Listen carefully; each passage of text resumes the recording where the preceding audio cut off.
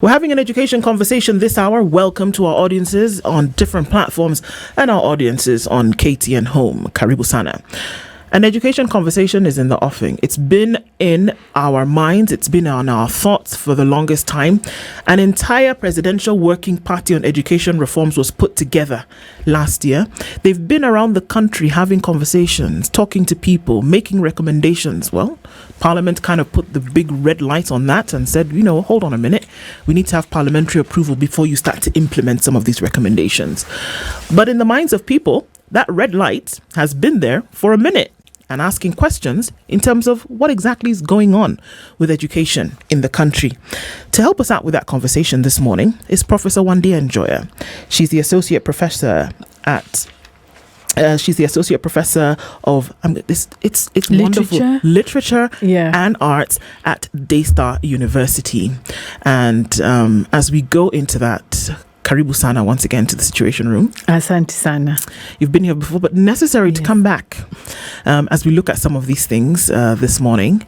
We're going to welcome you in true Situation Room fashion with today's proverb. And city's gone west. Well, our proverbs for the whole of this week come from the country of Uganda. One can claim to have many friends until they fall on bad times. The professor's nodding. When he said it in the morning, I was like, yeah, maybe everybody who hears that proverb today has that experience. What do you think about that? But then we did post a rider. Yeah. Are you one of those fair weather friends? Yeah. Are you one of those people who desert others in a time when things are sticky? When times are sticky for them. Well, you have to ask my friends. You have to ask my friends if I'm that person. But it's true, people, it's easy. I think it's just to say that, hard times really show who you are. So sometimes you can have friendships and you're not sure what's informing that friendship. So the hard times clarifies whether your friendship was superficial or not. Yeah. Well, that's true. Professor said we should ask our friends. One doesn't need to. If one reads the things you have written about and one hears you speak, you are anything and you're very many things, but you're not a fair weather person. That you're not. That is my view. Okay. Yes. That's why I said you have to ask somebody else. Somebody else, in this case, is CT. He has asked himself. He's the one who is saying. And he has said. Yeah. Right. So, we're in the throes of a crisis. I'm not going to talk and mince words when it comes to the education situation in Kenya today. That it doesn't matter where you look, whether you're looking at early childhood development education, whether you're looking at primary school, whether you're looking at secondary school, and then on to tertiary university, that there's a problem at every turn. And as we try to open this up a little bit, we want to ask ourselves the question that where did anything go wrong? If it's possible for us to point at a particular juncture where this may have happened, where did it go wrong and what exactly went wrong that we're looking at the snowball effect today? Wow. It depends if you want the 100-year view or the 60-year view or the 5-year view. Well, I don't know why you have time for 100 years, but we can... But the mention of 100 years would be useful. I think it's important. Because we did start somewhere. And if we started on the wrong footing, as you correctly said, it's important to point that out. We were heading in a certain direction. Okay, I'll see how well I can summarize it. The school system, let's talk about the school system and not education. The school system was started reluctantly by the missionaries, meaning that the settlers and the colonial government didn't want a school system for Africans. And they were riding on what they had seen in India. And they were also informed by what was happening in the US after the emancipation. So the colonial government was reluctant to have schools, but the missionaries wanted schools for evangelization. And their basics was, let's teach Africans to read, and then they will be converted and they'll read the Bible for themselves and they will do the missionary work themselves. That was the plan. So when the settlers came, they now started saying, around the 1920s, they started saying, why are we educating Africans? They'll become big-headed. They won't want to work for us. So until Second World War, there was a lot of confusion about whether Africans should get education, what kind of education it should be. But what the missionaries didn't anticipate is that once they start teaching Africans how to read, Africans will want to know more. They want to learn more. And they kept demanding. So first they said, no, we're only going to give you primary schools. Then people like, I think it's Senior Chief Koinange and Kau are saying, no, now that we have finished primary, we want secondary. So they haggle about it. And then in the 1920s, 30s, they start secondary schools. Then towards Second World War, people start saying we want universities. There are also people from India by that time who had stayed here for a long time. They also want universities, but the settlers are saying no. So there's a lot of confusion until we reach the Mau Mau. And by that time, Britain had said we need to get out of here. We can't get out of here before we train the next generation of Kenyans who are going to take over the government. So that's the Someni Vijana era, where if you go to school, you'll get a job. Yep. Now, that's where I think the crux of the problem has been there, because the model of education was that go to school, get a job with the government. So that's how our education system is still functioning. It's functioning in a way of go to school, get a job, go to government. But we all know there are no government jobs. Government cannot drive economy. It has to be driven by all of us. But the model and the mentality has not changed from there. And that's why you're having all these task forces and working parties trying to fix the education system. But really the problem is that the education system is too narrow in the way it is conceptualized. That's where the problem is. So we are where we are, and we'll keep getting these task forces until we decide to open up the economy and we ask ourselves as Kenyans, what do we want from education? I'm sorry, it cannot be jobs. It cannot be office jobs and employment. But I suspect the way I've seen this government operating, they want to push everybody into the employed economy. Yes. But it can't happen. You can't force it. Kenyans have to grow economically in their own ways. They have to innovate. Then if there's employment, fine. But employment is not the only model of being economically, as an economically active citizen. Well, you don't have to be employed. Sure, Prof. I think what has happened here is that the solution has been arrived at without looking at what you must do in the interim. And then also everybody is now being tunneled into this solution. And this solution is jobs. The government has already come out to say time the number, not just this administration, previous administrations, and it's all over the continent, if we want to be honest, that one of the deliverables is job creation. We hear the astronomical numbers. 500,000 jobs will be created in, however many years. And so in order to fulfill that, they feel that certain things then must be done here, because the mentality, we cannot also ignore the power of conditioning that happened during that period, whereby it was that you go to school to get a job. It's still ingrained in the minds of many today. And especially, sorry to say, my generation who are now making the decisions in the education ministry, I was part of the A-level system. This is how we were taught. We were taught government. And especially because some of us, when we went to school, immediately you finished, if you are like me, you got your TSC posting before you even graduated. Yeah, you already know which hospital you're going to, which school you're going to teach at, which district you're going to be the DO at. So we don't have our generation doesn't have a conception of a different kind of economy. So they're still making the decisions in terms of bureaucracy instead of in terms of politics and economy, the political economy. They can't do it. They're not equipped to do it. So then enter a time where a different kind of curriculum then was introduced to perhaps fix this problem that you suggest. And that was in form of the CBC, which is the competency-based curriculum.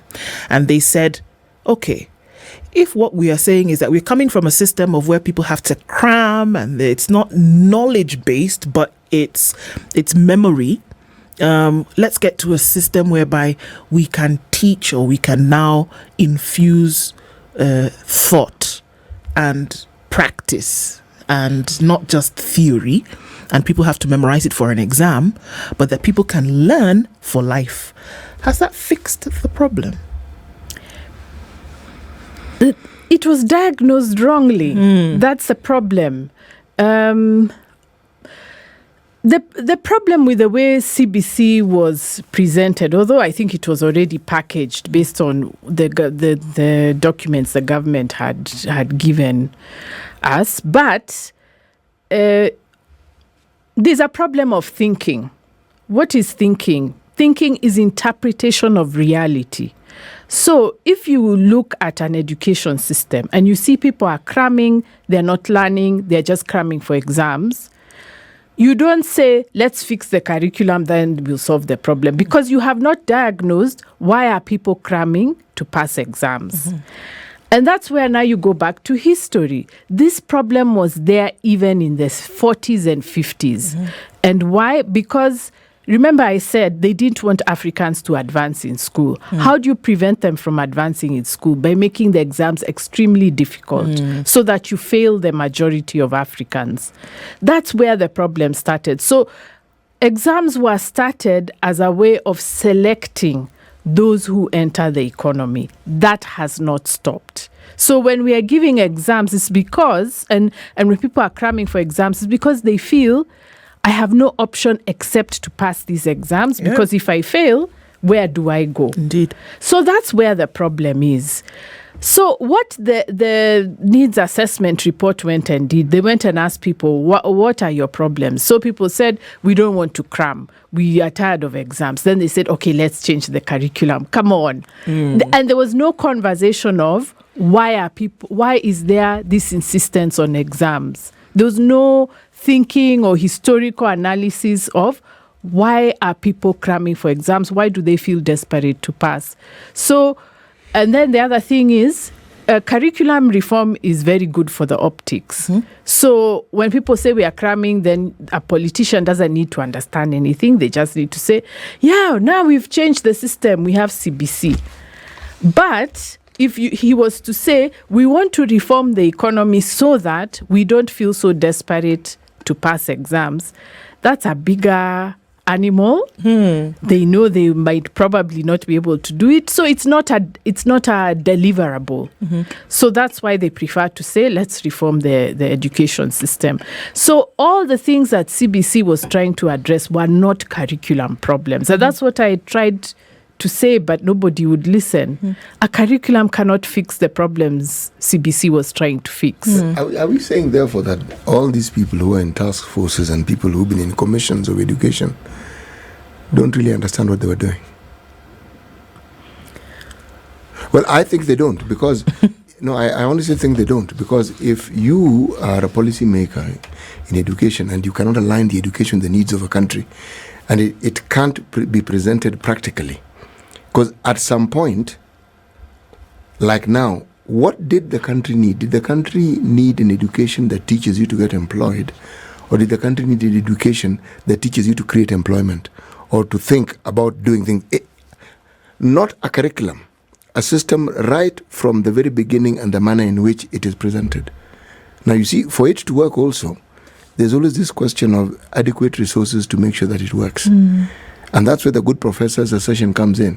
That can't be done if the economy isn't growing. and the economy isn't doing what it's supposed to do. So this is putting lipstick on a pig, because essentially all you're doing is giving the impression, and all these people have been given the impression that they're providing a solution, and they're actually not providing any solution whatsoever. Prof? It's the problem is the way we are socialized to think.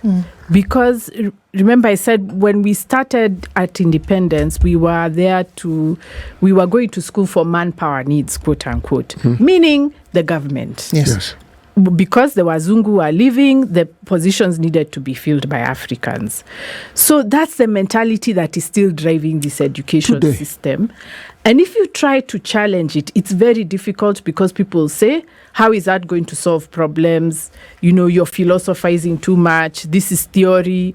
We said we don't want history because history is Vasco da Gama. We don't teach philosophy. It has been captured by the church. And then we removed the humanities. Now students don't even want to do the humanities anymore. So even the few of us who are still there, we have to keep on justifying our existence.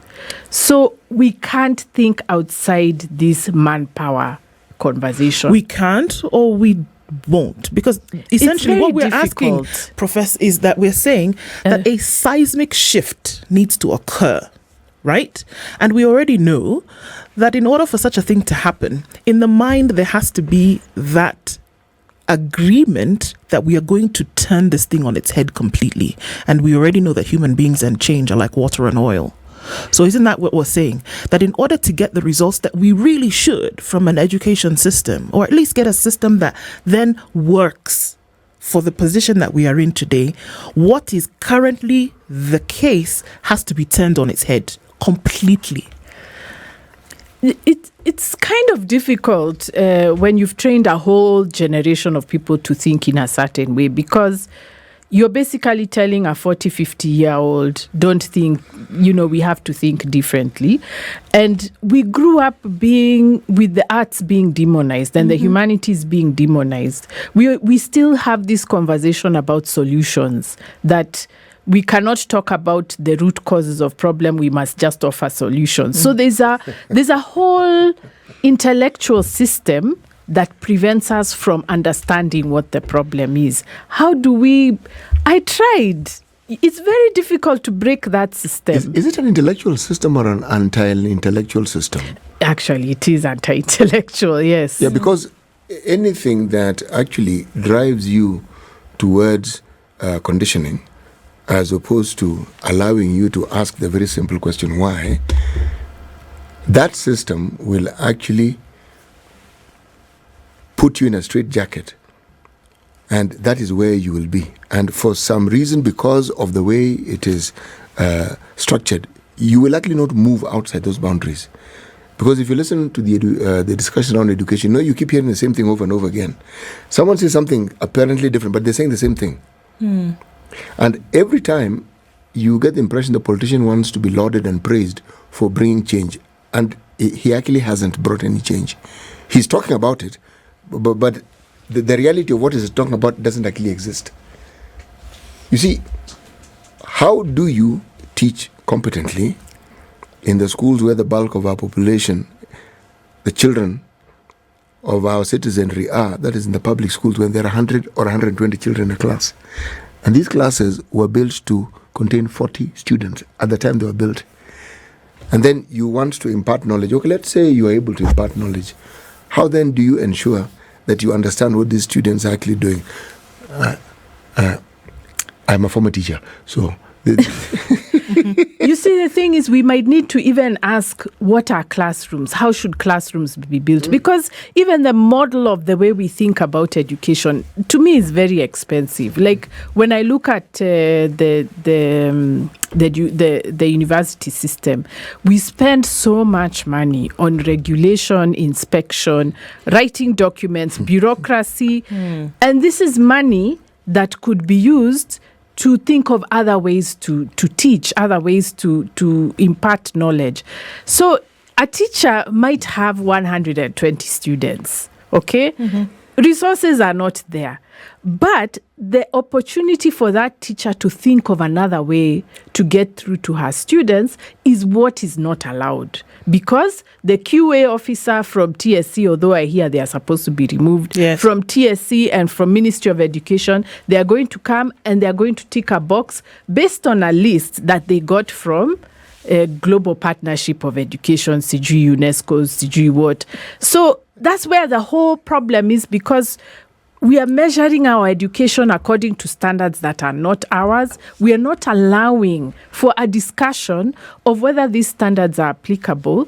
And then we're not even allowing the teachers in the classroom to modify, we're not giving them leg room to work with what they have and come up with new ways of doing things, because what will the officer, the county officer of education, what is he going to inspect? You see, what is he going to do? And we already have this position. And we already have this position. Why are you not doing what has been mentioned here? And then you have targets and you're ticking. So that's where our problem is. In fact, before the election, I was saying all these people should be removed from Jogoo House and they should go back to the classroom. Then we will have more teachers. But you see, how do you promote people? We promote people by taking them to an office. So there's a whole bureaucratic mindset that is crashing the education system and doesn't want to admit that it's not working for Kenya. And that we can actually create something different from ourselves. As you say some of these things, I think about a documentary that I watched kind of in preparation for this. And in one of the Scandinavian countries, you can take a guess as to which one it was. The first year of the early childhood development education. The first day, this teacher asked the 20 students in her class to go outside. And they played with mud. They played with mud. And you would think, okay, maybe they were bored, they didn't have anything to do, but absolutely not. It was a formative session where she was able to see who was forming something, who was watching and letting it pass, who was taking it and building complex things out of this mud. And they did this for who was throwing it at others. But they did this for a week. And then upon that, she now started to teach in a different, because now they'd gone through some kind of exploratory phase and then they were able to understand. But this made up part of how they would teach into the next year. And her assessments then were not necessarily writing because you cram something, but it was an experience of education that they then went through. So as you say that, and I think about that, I'm asking, are you saying then that in line with what the country or any country faces today, that is how the education then should be built? That is how systems should be built. And we should not be afraid for this thing to be organic in nature and changing when it needs to.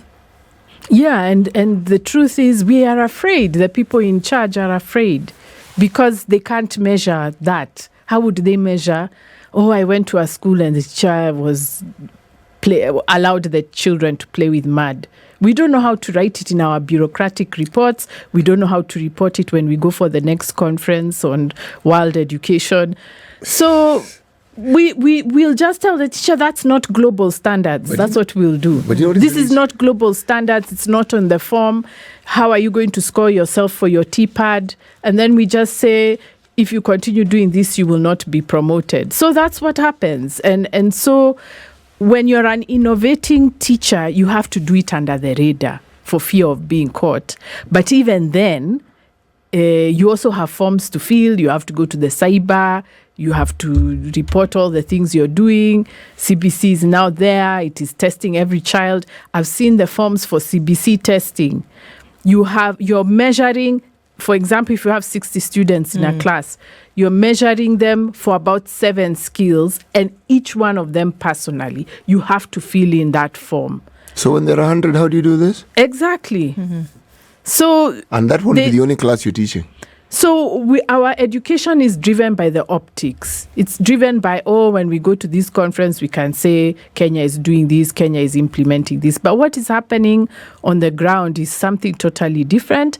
And teachers are tired. They're tired of trying to innovate in a system that is it's closing in and making it so difficult for them to do anything else but the syllabus. Many suggestions have been made. We've established that the problem is historic, and say, okay, how do we fix that? Like we said, you have to turn the whole thing on its head. But we see many solutions in terms of, in the guise of recommendations, like you said, parties, task forces, commissions, whatever.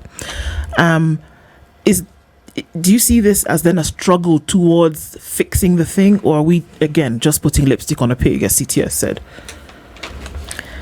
The problem is our politics. And I don't know how that can be solved. And I'm not talking about politics in terms of how we vote, MCAs, whatever. There seems to be an anti-intellectualism, as Citi said, in Kenya. So, first of all, we need to decide who are we and what do we want from education. I think that question has still not been answered. We are still talking about job creation, manpower, human capital. That's not sustainable. But for us to be able to see what is wrong with that narrative, we have to ask the bigger philosophical questions about what does it mean to be a human being? What does it mean to be creative? Does creativity matter? Is money more important than thinking, than wellness? Those kinds of bigger questions. We are not able to answer them in Kenya. And it has gotten worse because, and I see it every day in my classroom, because our young people have so many questions. They are seeing the system is not working, but they are not getting any answers. And they are not getting answers because our generation accepted the answers we got. We never understood why things are the way they are. We just were told, do it this way, it works. Now it's not working and we have no answers. So I don't know. Honestly, I really don't know, because when I started talking about CBC, I thought there would be room for a conversation about that. There wasn't any. People wanted to know, is it better than 844? Yes, okay, implement. I mean, when people have decided that you're going to have such a basic, stupid, sorry to say, conversation about the very system that's supposed to make you think beyond your present, how do we solve that? I don't know. I honestly don't know. When you have a culture that has evolved over time, where instead of having solo artists, we preferred choirs, where you no longer know who it is who has an opinion, because the opinion is a collective term, then people, especially those who are in this dominant class of individuals we refer to as politicians, they don't probably fully grasp the leadership role they play in having entrenched what we're talking about, because they are choir masters, but they themselves are also in choirs. It's like, people call it dissent, and it isn't actually dissent. It's just a differing worldview or a different opinion or a different perspective. But it's like you cannot and you are not allowed to have it. Even within the so-called party politics, even when it comes to issues of governance. Now, where does that cascade go? It's into our everyday life. So you'll find, whether it's in the private sector or even it's in the media, where we are supposed to have a certain freedom, you will find that you are corralled into a certain way of doing things also. And you will not be allowed to move outside those boundaries, because that is not the way. Now, what then happens? Intellectualism dies. And what that means is that thinking dies. Because the moment all you do is repeat or you follow a certain set of rules without necessarily offering a differing opinion, then the process of thinking has died, because all you're now doing is just following. Yes. So, but it's more than the political class. It's the middle class, us here. Those of us who are trained in the old system, we are sustaining it, because whether you go to the schools, the churches, it's all a consensus. We are all saying we have to think in a certain way. international community must approve or must be impressed by us. So we just have a single narrative, a single story that's just not working. And the people who call themselves educated, people like me, let me just say, we are just refusing to think. We want to implement things so that when we go for conferences, while Education for All conference, then now we say, oh yes, Kenya, it has implemented. We are doing competency. Then the rest of Africa is told, oh, follow Kenya because they have implemented. But the rest of Africa is not coming to see on the ground what is happening. So we have a national identity problem. We have defined ourselves by what outsiders say. That's what matters to us. And we don't want to look inward and say, is this what we want to be? How can we be innovative? How can our children be able to create in this economy? I mean, we crush so much innovation. It's just amazing. What should we and how should we be teaching? Because it all whittles down to that an education is not about, like you said, it's not about the people in Jogo House. It's not about the people who, as we say, climb plane and go to a conference somewhere. It's about the impartation of this knowledge and the creation of this space for these children, for these learners. What should we be teaching and how should we be teaching in Kenya today? Should we ask what our need is? What is this thing? We all talk about planning for the future and for our children. Okay, what's this plan? And what role does education play in this plan? Because this particular education system we have, if we are to look at what the current situation is, the question and the answers are ready. Can it meet our needs really? It's not a difficult question to answer. And if we were to meet the needs of the future, and some of these things, the future isn't difficult to see. You can actually see it. Where exactly are we taking this so-called future generation? Because I belong to that same category of people who finished Form 6. And you've heard me say on many times in this show how I had a little appointment before I finished my last exams. I actually knew where I was going to work. So what direction should we be going? Yes. The problem is political, let me just say, because even if I was to teach the way I know I should teach, the parents will come for me and say, this is not coming in the syllabus.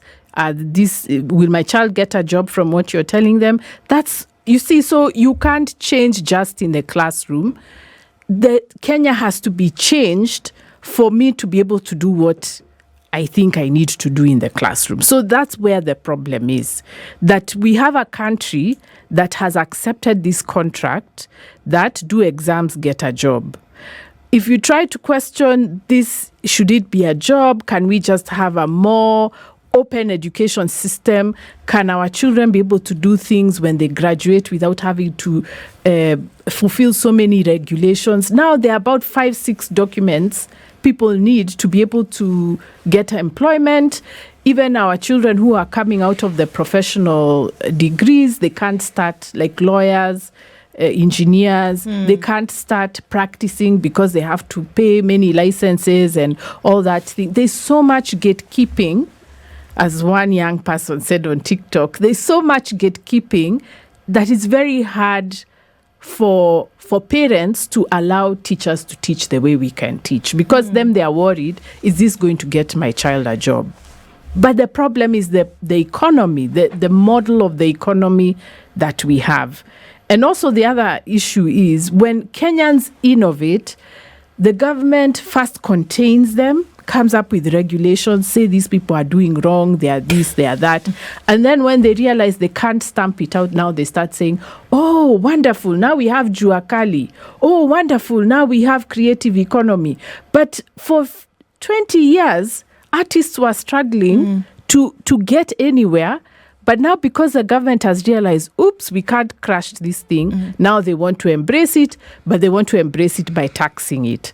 So we have a very reactive political bureaucracy that first shuns innovation for the longest time, makes people struggle, and then when they finally realize they can't do that, now they open it up.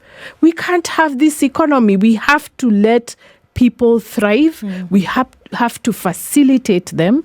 And then now when we come to the education system, teachers will not be fearing that parents will say, but is my child going to get a job? Because you're saying this child needs to thrive. They have nice ideas. Let's help them. The other thing we need is to have a whole ecosystem of learning. It cannot be just the education system. It has to be media. It has to be more free. We can't just be on the same talking points. The churches have to stop fighting theology. They are still in the missionary theology of convert the natives, build schools, build hospitals. But we want to hear, what is God saying about neoliberalism? What is God saying about the war in Ukraine? What is God saying about, Niger and Burkina Faso? Our clergy cannot answer these questions. The same thing with the researchers. They are stuck in development, meeting some goals. Vision 2030, I don't know, SDG. What about the questions that are being asked on the ground? Can we ask our own questions? And then we need libraries. Under the Constitution, the counties were supposed to be setting up libraries in their counties. By now, every sub-county should have a place where people can meet, get internet, come talk. We should have more festivals so that there's a whole ecosystem of talking, creating, innovating going on in and outside the education system. But we have not allowed those things to happen outside of the education system, and so the education system is pretending that it can bear the weight of all that. It can't, it won't, and the bureaucrats want to cheat us that it can, because that's how they get their jobs. So we are living in a lie that we need to dissect, remove, and then come back to the basics. What does it mean to be human? What does it mean to be African? What does it mean to be in this world? What world are we in? There's a term I've come across, in my readings and in my conversations in this kind, it's called rent-seeking. It's a very descriptive and a very apt term because it pervades every aspect of our society, whether it is those who are in the religious sector, those who are in the NGO sector, you name it. Because it's like everything that you do has to align itself with how you will benefit personally. So this broader thinking of what it is that may benefit the community, lip service is paid to it, of course. And there's a lot of lip service. I remember when I trained as a teacher in the late 1970s, the previous century, and early 1980s, we were then told, and I had not thought of this until today when we started discussing this, that the education system, what we were being taught was a student-centered way of teaching. And now I think back, it was a bushel of cow dung.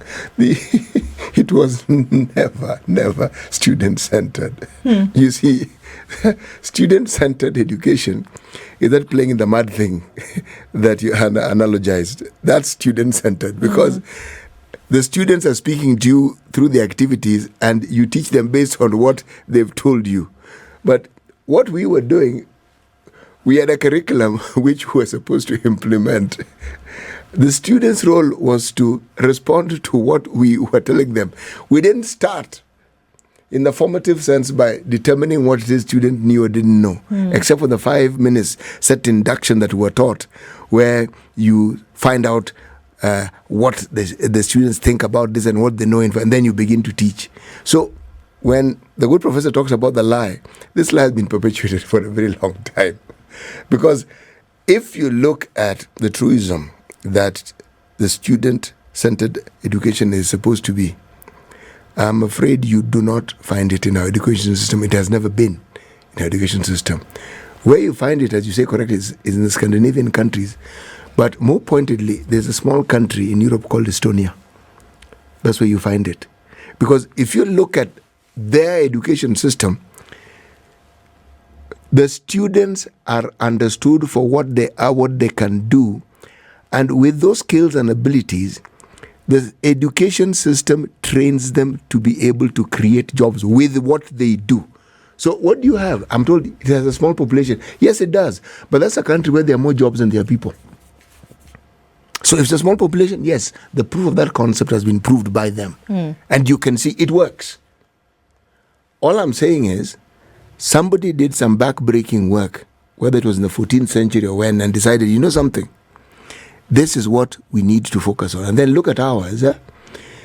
These countries that we look up to are slowly moving away from this obsession we have with paper qualifications to skills and abilities. The people want to know exactly, you've got the qualification, we get it.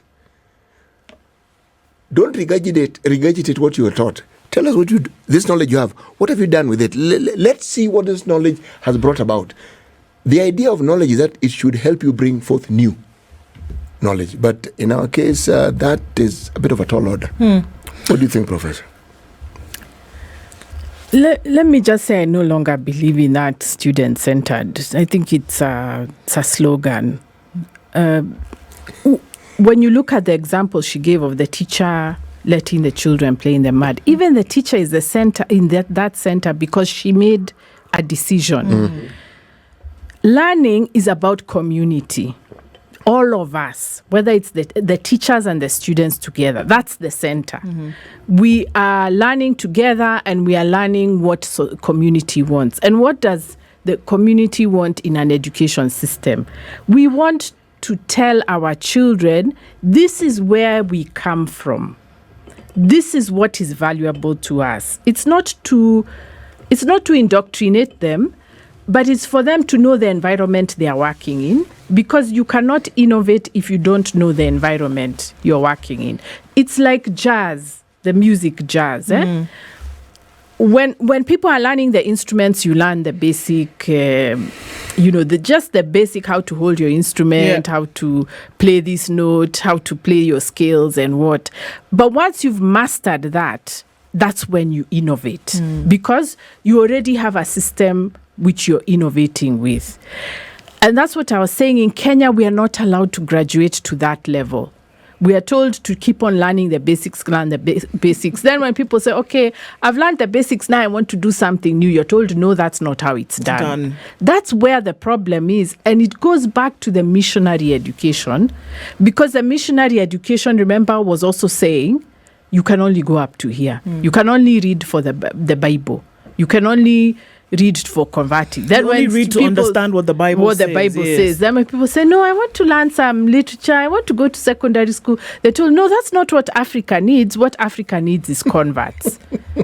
and even if you see because now I had to go back to history, I was so frustrated. When you look at these Alliance High School people, the first graduates, that was the problem they had, because Carrie Francis was telling them, now I've educated, I'm from Cambridge, I've done the elite education, I'm helping you people. So why do you want to become ministers of education? Why do you want independence? You're supposed to be going back to the village and evangelizing. That's what they were being told. So that's the mentality the government has up to now. They will teach us, and then people say, okay, I want to make ventilators. Then you're told, no, it has to go protocol, approval, patent, I don't know what.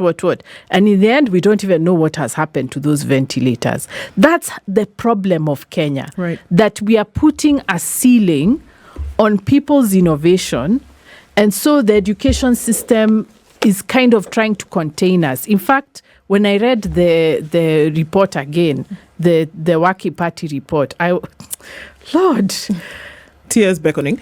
CBC, they say, is about three things. It's about parental involvement, meaning parents controlling their children. It's about value-based education. And it's about, there was something else, a third one. But nothing was about innovation. It was about, how do we contain Kenyans? How do we make sure that they don't innovate, that they don't go beyond the syllabus? That's not what they are saying directly, but that's the subtext. You can hear it throughout that what do you call the Working report. Party report, yes. And when you look at the way we are regulated, the kinds of conversations we have, we are being contained. Professor, and it's not working. There's a class I missed here. Where did you get CBC from?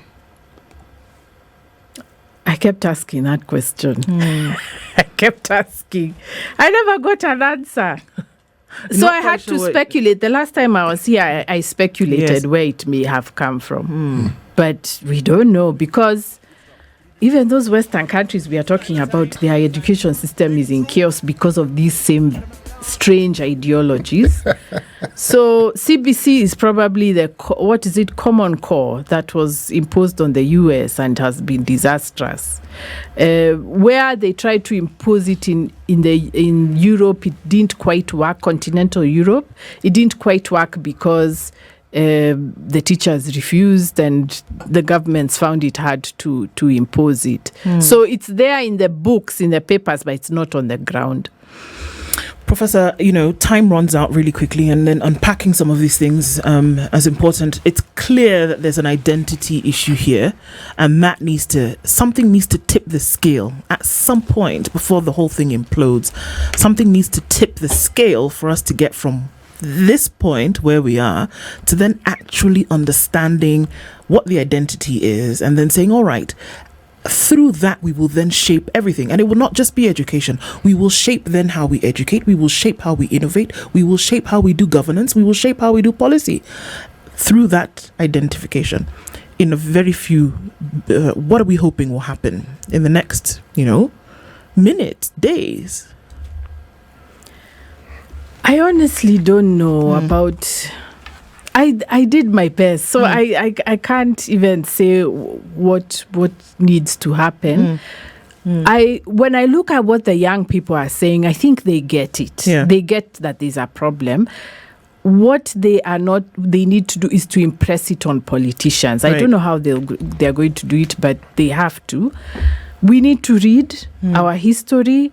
Maybe not read as in books. If you don't want to read books, go ask the elders what was happening. What were you doing when you were young? We need to retrace our steps so that we understand where we are coming from. We need philosophy back. I don't know how we are going to do it, because the church is the one that's basically the main obstacle to philosophy. Yeah. I don't know why they think philosophy is a threat, and in actual fact, it would make people appreciate religion more. I don't know why they are fighting it. I think right now that's all I can say. And for the children who are going to school right now, the only thing parents can do is to give them books to read. The children need to read more than the syllabus.